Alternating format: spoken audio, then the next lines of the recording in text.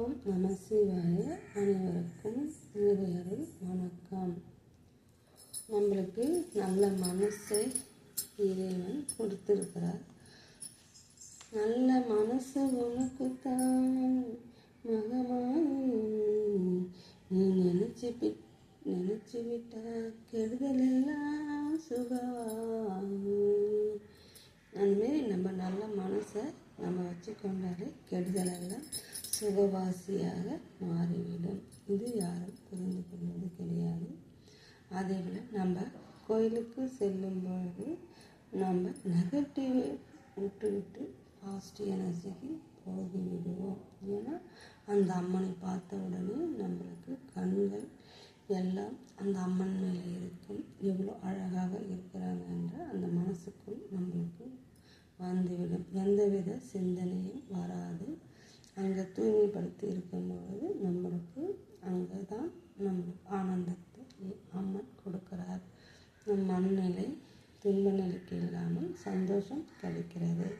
இதுதான் ஒரு முக்கியமான ஒரு விஷயம். நம்ம கோயிலுக்கு செல்லும் பொழுது நம்ம எந்த சிந்தனையும் இல்லாமல் இறைவன் மேலே கண்களை வைத்து நம்ம அம்மனை நம்ம மனதால் அம்மனை நினைத்து அவங்க எவ்வளோ அழகாக இருக்கிறாங்க என்ற மன தூய்மையோடு நாங்கள் அங்கே நம்ம வேண்டும் பொழுது நம்மளுக்கு எல்லாவித சந்தோஷமும் நிம்மதியும் நம்மளுக்கு அம்மன் கொடுத்து விடுகிறார். இது உண்மையான ஒரு விஷயம், எல்லாருக்கும் தெரிந்த விஷயம்.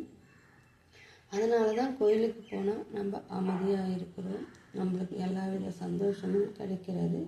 அங்கேயே நம்ம உறங்கி விடலாம் என்ற மனதும் எல்லாரும் சொல்கிற ஒரு வார்த்தை. எனக்கும் கோயிலுக்கு நான் போனேன்னா எங்கள் கூட இருக்கிறவங்க சொல்லுவாங்க, அங்கேயே படுத்து கொண்டு இருக்கலாம் என்பது, கோயிலே இருந்து விடலாம் என்பது போல் தான் என் மனசு தோன்றுகிறது என்று சொல்லுவாங்க. அது ஏன்னாக்கா நம்ம நெகட்டிவ் எனர்ஜிலாம் அங்கே இருக்காது, பாசிட்டிவ் எனர்ஜி இருக்கிறதால நம்ம மனம் புத்துணர்ச்சியாக ஆகிவிடுகிறது. அதனால தான் நம்ம கோயிலிலே அங்கே அமர்ந்து விடலாம் என்று இந்த மனசுக்கு தோன்றுகிறது. அதே போல தான் இந்த உள்ளத்தையும் நம்ம சுத்தப்படுத்தி தூய்மைப்படுத்தி, அடிக்கடி சொல்கிற வார்த்தை இதுதான், தூய்மைப்படுத்தி நல்ல வார்த்தைகளை பேச வேண்டும், நல்ல செயல்களை நம்ம சொல்ல வேண்டும். இந்த வீட்டிலும் நாம் புத்துணர்ச்சியாக இருக்கும்படி நடந்து கொள்ள வேண்டும். கோயிலுக்குள் போனால் எப்படி நம் மனம் அமைதியாக இருக்கிறதோ, நம் மன நிம்மதி கிடைக்கிறதோ, அதே போல தான் நம்ம வீட்டையும் பார்க்க வேண்டும்.